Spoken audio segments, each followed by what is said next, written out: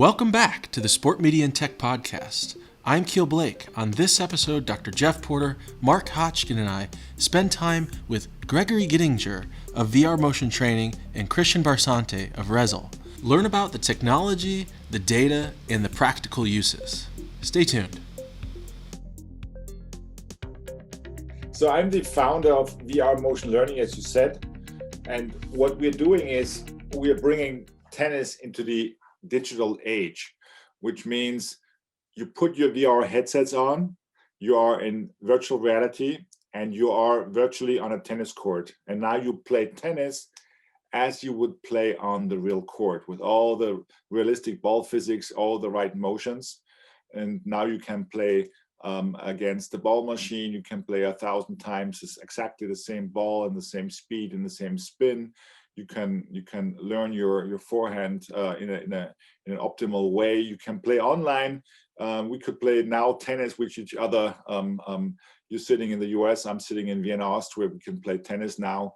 We're going to organize tournaments. We're going to have the Super League starting in 50 countries end of the year.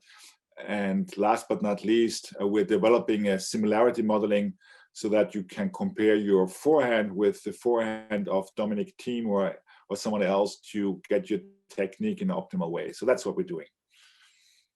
So Greg, let me ask you just a follow-up question. So how did this start, right? I want to know, now you have a Super League coming up at the end of the year. We can virtually play tennis, which is really, really exciting for people like us who are really nerds about VR and AR. How did that start? Well, it started 3 years ago. I had this idea saying, tennis is still in the 70s. Where's all the technology? And it was just missing. So the question was, how can you do it? And what kind of technology you need to do to get this done? And it all started with a project with the Technical University of Vienna, a scientific project, getting the high tech together, the pieces you need to get this done. And so it developed from step to step until we finally founded a company 1.5 years ago and get it done. I love that story. I really do. As being a university guy, I'm just a nerd for it. Chris, welcome to the podcast. Well, let's give our viewers your introduction. Tell us a little bit about yourself and your background. Yeah, name's Christian Barsanti, and I run operations for REZZIL in the United States, Central, South America, and Canada. So really North America as well.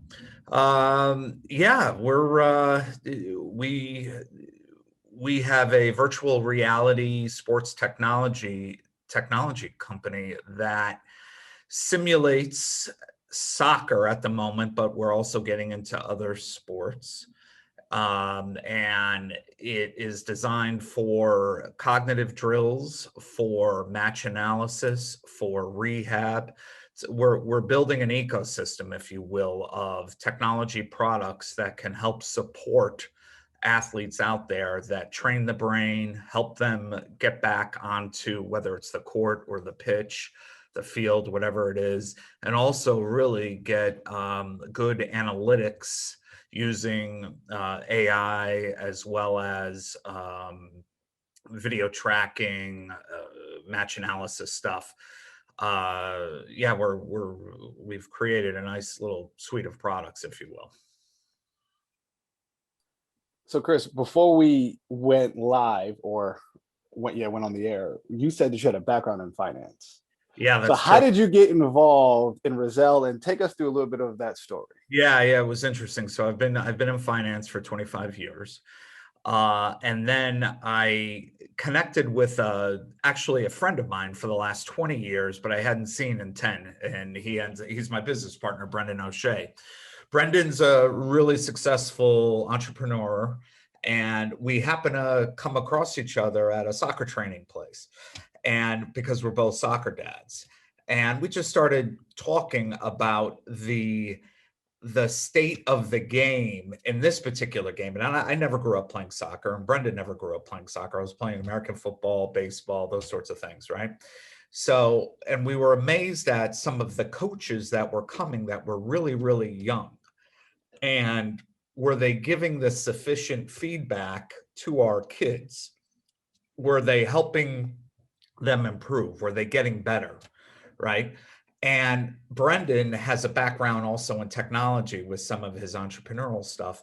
And we just started talking about data and about being able to support what these coaches are telling us. And it was very, very interesting. You know, we're like, you know what, there's got to be data transparency, and then there's got to be a better way. And how can we infuse technology into into sports and being able to say, hey, yes, you know, little Susie needs to work on her accuracy or something like that. So anyways, long story, and I'm making even longer, but really what we did is we started doing research, Brendan and myself, and we had another individual as well, but we really started doing research, and we came upon these guys, the creators of REZZIL in England, Andy, Gareth, and Adam.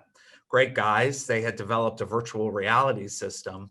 We went, we saw it, and we're like, wow, this is amazing. And from then on, we've been with them.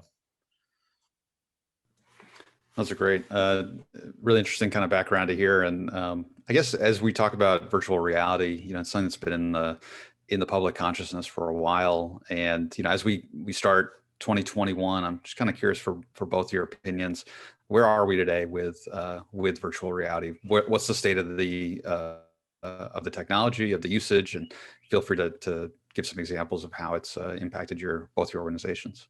Where the biggest hurdle is, and I'm certainly talking for the whole VR industry, is that in order to do VR, you still need a strong computer, a gaming computer with a graphic card and the VR headsets. And you're talking easily, you know, if you have a good setup of $3,000-4,000. And that is a big hurdle for VR. And I would say as long as the hardware cost do not come down like below $1,000 altogether, it's not going to be so strongly penetrated as it could be. So the real question is, you know, where are all the killer applications which is going to drive the VR, which makes somebody, you know, invest that kind of money into the hardware. So that, I think that's the biggest hurdle of VR. But you can see that the penetration is climbing like hell. You know, we're coming from 1.29% penetration to 2.5% penetration within 1 year. That's amazing. And just to echo, you know, what Greg is saying, the cost is definitely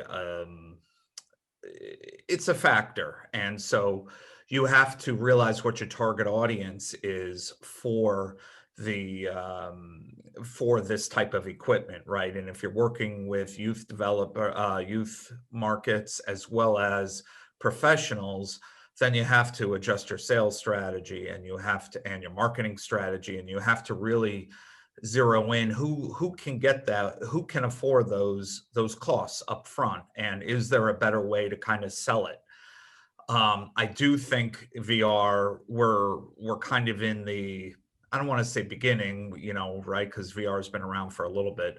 We're kind of in that middle stage right now where there are some fantastic products like the Oculus Quest 2 and some others where you can get really, really great stuff that won't cost as much, but you're not going to get the full experience like what we have, or probably what Greg has, you know, as well. But it's great. I do think the industry is going to grow leaps and bounds, because if you just look at the esport industry, and I heard a fact the other day that esports, they're thinking, is going to be bigger, if it isn't already, than the music and the movie industry together, you know. And so if we piggyback, you know, using VR and kind of think about how that's going to be integrated with esports as well, probably, you know, coming out soon. And I think there's tremendous growth in this industry. But yeah, back to Greg's point, the cost is there. I think when you start seeing things like 5G coming out from more commercial, that hopefully will help, you know, because the bandwidth is bigger, but you know, you really do need a good computer. Really, it comes down to right now, you need a good computer. So, you know, something we wanted to talk to you about is, how does VR help athletes train. Right now I mentioned that I'm a little under the weather, as you can hear my voice, and I play tennis, Gregory. I played since I was a little kid. So that's something that, I'm missing right now, that I'm a little under the weather. So how does VR help your athletes train, especially in a COVID world? Well, there are two ways. The one is the serious part, the training part, the technique part, the mental part, the mental training, and the other one is the fun part, the gaming, the matching, to play tournaments, all that stuff. So on the serious part, it's amazing because VR can give you feedback data which you would never get in real life. So with every stroke I do in our VR game, I have the velocity of the ball, I have the spin, I have the trajectory. I can show where I hit the ball on the racket. I can show you if my shoulders are okay, if my timing is okay. It's amazing what kind of data I have, and you have it stroke by stroke, so you can session by session, training session by session, training session, you can see how you improve and where the gaps are to the ideal technique. So that's amazing. It is really a game changer on the training side. On the entertainment side is, it's great. In COVID times, where can you play out of your living room tennis with somebody else sitting in New York, Rio de Janeiro, or Paris? How can you do that? Right now you only can shoot aliens, and you can, do bala bala things. But a real virtual sport, like tennis, it's amazing. Yeah, it is. It's unbelievable, and I have a lot of the same thoughts as Greg does as well. I mean, so Keel, back to your point, our system was originally designed with the guys in Manchester to rehab players that were making, millions and millions of dollars, but they'd go and blow out an ACL or they'd hurt their ankle or something like that. So our guys created a system and it was two-part originally. One was rehabbing these athletes, and the other was kind of a fan engagement, similar to kind of what Greg was saying. So, but back to the rehab, where there were studies done that if a player wasn't on the pitch, that they were losing some sort of cognitive ability on the field.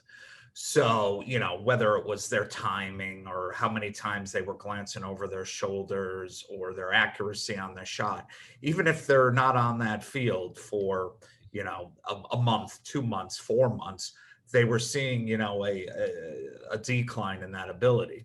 So what was great about the system was they could put the athletes in the system and get them cognitively working on those skills, but really no load on their legs. Let's say it was an ACL or a knee injury, right? No load. So they were able to kind of just go through the motion of kicking the ball without really hitting the ball, looking over the shoulder, working on their accuracy, and really helping them return to the field quicker. So that was how they originally designed it. And then it just kind of took off from there, where we started adding more and more cognitive drills, more analytical tools, and those sorts of things. And then back to Greg's point, it is very, very immersive. It's very fun. You can start playing now competitively with people all over the place. And it's just really adds an element now that you just don't have shooting aliens, as you said, As a recovering video gamer, I love that example of shooting aliens. Yeah. Yeah. One of the reasons why I love this conversation is because one thing I left out about my background is I happened to compete at 2 Olympic Games for Team USA in the men's 110 hurdles. So when we're talking about the ability to use this technology to help athletes A, train better, B, continue to stay healthy, and C, perform better, right? The training leads to the performance is what the ultimate goal is.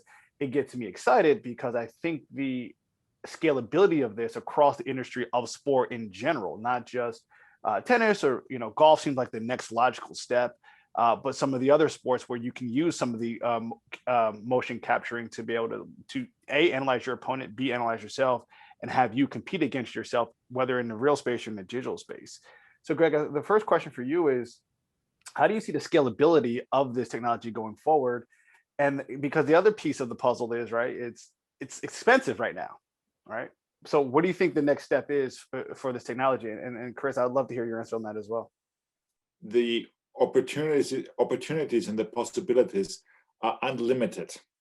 For example, I can now, enter the US Open finals, and I walk into the stadium and there are thousands of spectators yelling at me and saying, hey, Gregory, welcome to the final. And the stadium speaker announces your name, and you're playing there virtually against Roger Federer. Show me that in real life, how it's that possible. So it blows my mind if I do that in VR, and it gives you a feeling which you can never have in real life. It's unbelievable. So things like that are going to drive the VR penetration, because it's just unbelievable what you can do. Yeah, I mean, that's a great point, Greg, is being able to really get that feeling. As a matter of fact, taking it a step further, you can go in and play that game as if you were one of those athletes now in VR. In our analytics tool, you can go in and pretend you're Mbappe, not even pretending, you are Mbappe in an actual game, going up and scoring a goal. And you can go in and be him in that game, or Messi or Ronaldo or any of these guys, as long as it's properly video tracked. You get it in, and it's all data, right? We want to make sure that that data is good data. And as long as it gets into the system, the analytics it's unbelievable what we can do now. But, so back with that video tracking, motion capture, those sorts of things. I mean, the guys in England are amazing with it. To make it scalable, that's an interesting question. And that's what we work on, here in the States, is how can I get this technology to the masses and to the youth development? And we think, we try to, not even we think, we work with a lot of the youth clubs and come up with a model where we say, okay, we'll bring the equipment, or we'll have individuals maybe that bring that equipment that we've made the initial purchase, but we try to get as many kids then in training sessions through and doing, whether it's a 5 or a 10-minute training session or a 30-minute training session in the system.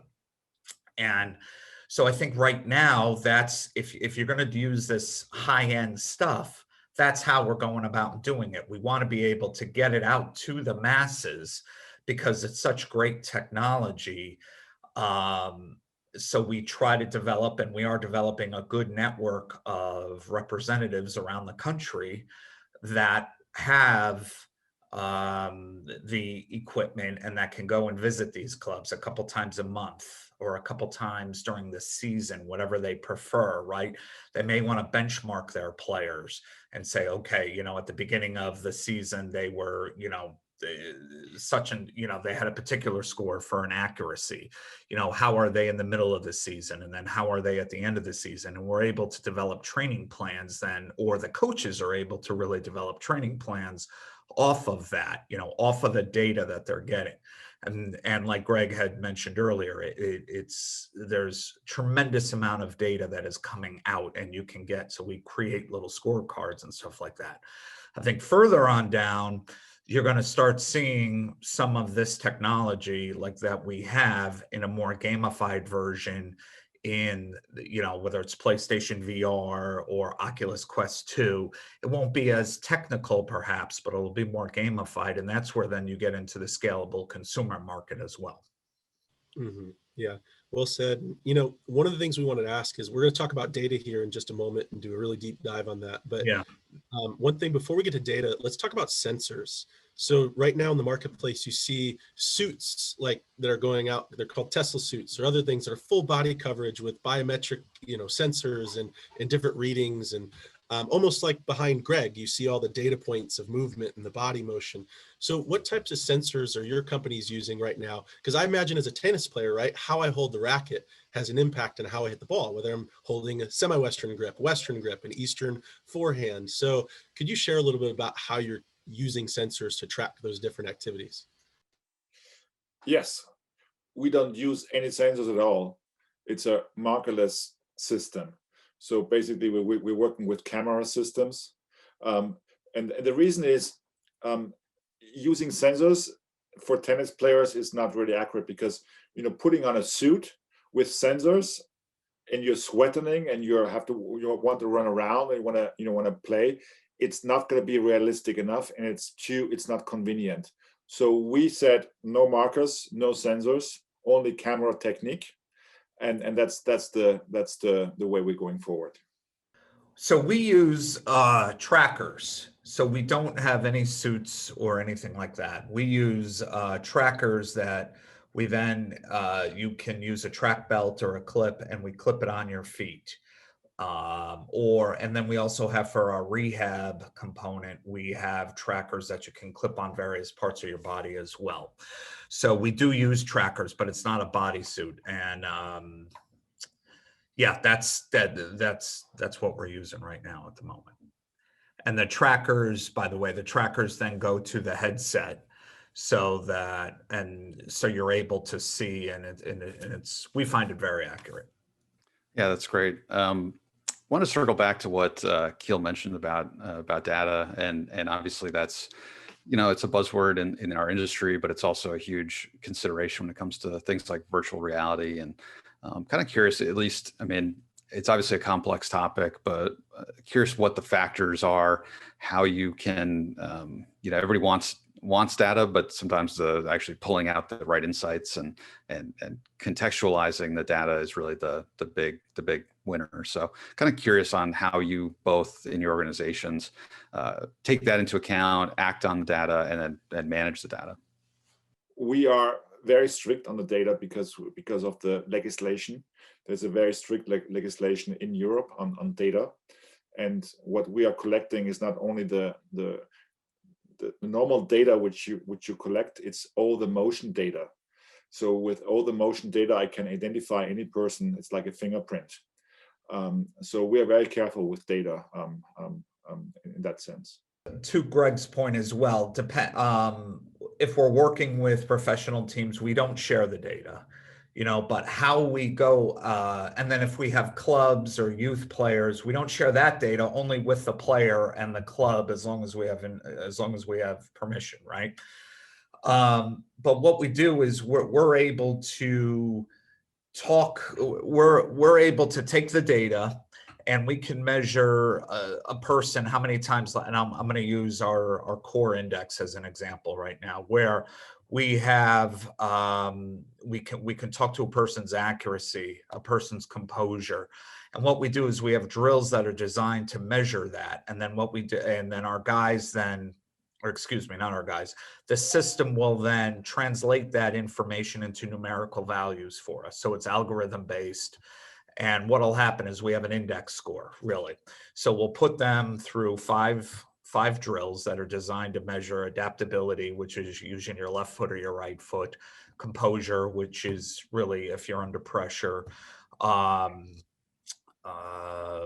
accuracy, and reaction time, speed, right? And how quickly you can go left or right. So we have 5 drills that are designed to do that. Now, each one of those drills is scored in a different method, right? I'm sorry, each one of those we have 5 drills, and they are scored independently rather, and then those scores are then combined and created an overall index. From that index, you can really look at a player's level. So you can say, all right, if a player's in the 40s, low 50s, they're probably and it's from 0 to 100, by the way. So if a player scores like in the 40s, maybe lower 50s, they're becoming an academy level player. Then we can look at from the level kind of the mid 50s into the mid 60s. Then we can say, all right, these guys are academy and approaching pro level ability, right? And then we look at anything probably mid 60s, probably lower 70s and above. They're probably now a professional player based on the data that is coming out. What we do is we look at dwell time. We look at how many times they go to their left foot instead of their right. We're looking at really the correct decisions that these people make based on the quantity that comes to them, if you will, or the if balls are coming at you and you're getting 15 balls, how many correct decisions did you make with those 15 balls? Oh, you made 12 correct decisions. That's great. Now, and how long did it take for you to make those correct decisions, right? So then we talk about dwell time, and then we talk, because that also has composure implications as well. So anyways, our system is able to really gather all this data and then really put it into a format that is pretty easy and pretty readable for our clients. So you can export the data into an Excel. You can also, we have report cards, if you will, or scorecards, we call them, and we make nice little graphs, and we have a great portal. So those sorts of things. I love this conversation because it helps me see where the industry is going next, or at least get a glimpse into the future. Shifting gears a little bit, kind of taking ourselves out of the data, out of the kind of weeds a little bit. So can you guys talk about some examples of competitions you've hosted or the athletes you've worked with using your system? I think that we start getting to what the audience might be interested in. If a professional tennis player knows he's going to play a certain guy in the next round, in our system, he can mentally play that person the day before, and we will have that guy in exactly his pattern, with the ball speed, with the spin, with his weaknesses, his strengths, and we even have stored where's the serve going to come, if it's a tie break, if it's an important ball or not important ball, so you mentally play somebody before, and that helps tremendously the player. So there's a lot of advantages of mentally preparing to a game. And Greg, a quick follow-up too, before we started recording, one of the topics you also mentioned when it comes to kind of what your company is doing is something called a super leagues. So can you talk a little bit about that? Well, the Super League is basically a championship, a worldwide championship, where every country will have its own champion. And for example, in America, the American champion will play the America's Cup, and whoever wins the America's Cup will play in the World Cup. So it's basically something like in soccer or in any other real league. It's just the difference is it's an online, it's an esport, and it's not real sports, it's virtual sports. But that's what's coming by the end of the year. We're working with a lot of professional teams right now in the Premier League, as an example, Manchester United, Manchester City, a few of those, four of the top six right now that are out there we're working with. So, I can't divulge into all the individuals on that team that are using it and stuff, but our analytics tool is being used actually in the MLS as well. So, which is good, and we're looking to grow that part, if you will. So if you're talking about that sort of competition, it's those players, those professional teams that are using it. And then and then we're also penetrating the youth market for kind of the drill or the cognitive component of the product as well. And then to what Greg was saying, we've hosted tournaments just for the kids by where I live in northern Jersey, where they're doing one of the drills and they become so immersed. It's fantastic to watch them to go and do this. And then we are working with a couple of other companies right now that we are looking to do REZZIL competitions, where people are going to go in and be able to spend 20 minutes and who gets the highest index score. And then being able to offer, all sorts of, prizes or competition giveaways, those sorts of things. So yeah, we're just getting into that as well. Touched on it earlier, but with the rise of esports and where that industry is going, curious both your opinions on kind of what that dynamic between VR and esports is today, and then kind of what you think it could be, where it's heading, how those two spaces will continue to interact. Well, esports today is, they call it esports, but basically it's gaming. It's computer games, Fortnite and whatsoever.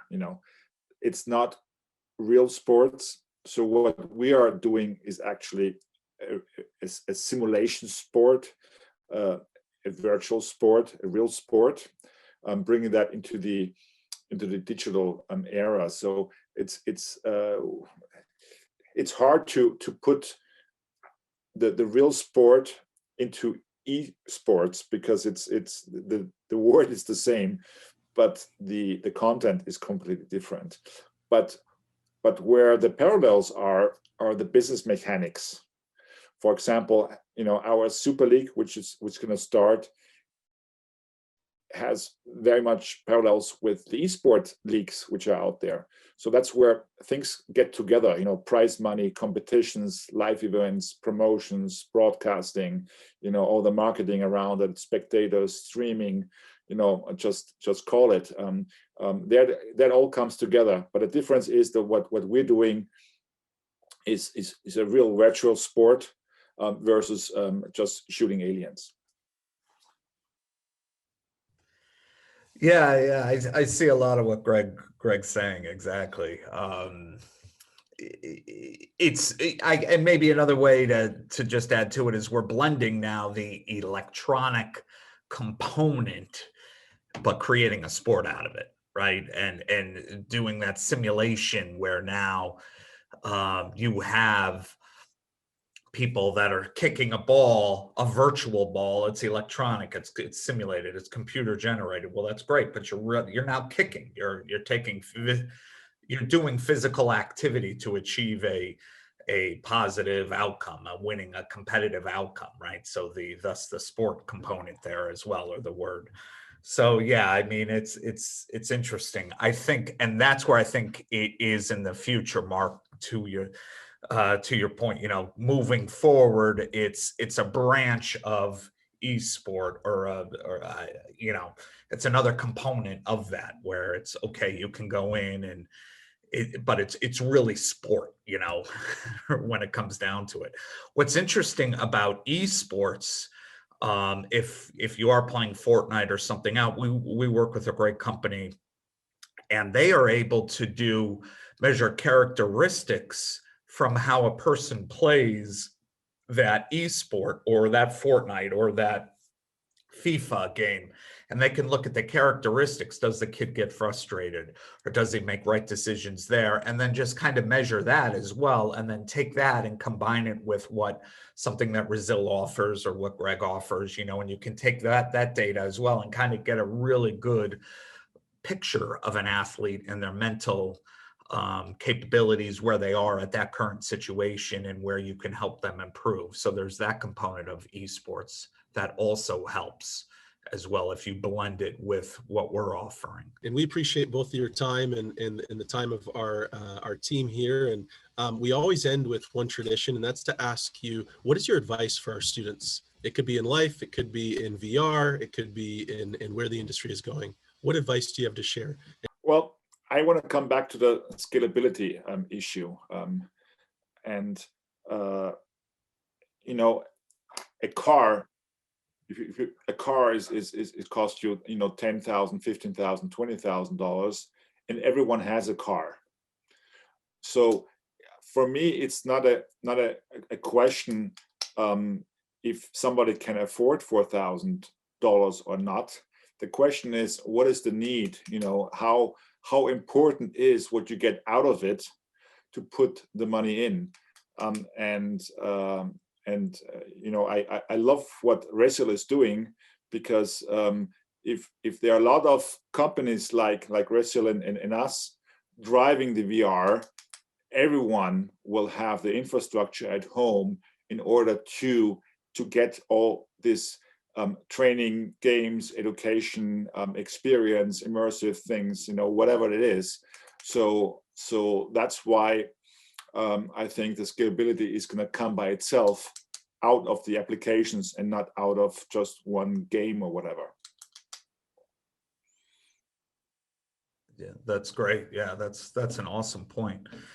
I guess if I was to look back, one of the biggest things I would say to the students is really look into as they evolve and study, what are they getting themselves into, and understand the market and understand what it is that they want to apply their learning or their craft to. And what I mean is, working in finance for 25 years, I can give you great examples all day long about where people thought they were going to come out and be millionaires working in a compliance department, let's say, or working in a marketing department or something like that. Well, really get in and understand, well, what's involved in the marketing department? What do you do? Or what do you do in the compliance department or an operations department?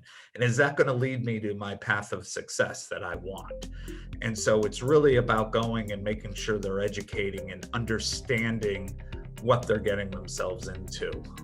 Maybe I'm getting more philosophical than what you wanted here, but I can tell you that's where that's always been when I've worked with students coming out. It's just making sure that they really understand what they're getting themselves into, and not in a negative or in a positive way. It's just, is this really what you want to be doing? And that's always been sound advice, I think, that I've heard and I've tried to pass on. And that's a wrap. Join us next time to talk with Russell Mark from USA Swimming, where we discuss performance analysis.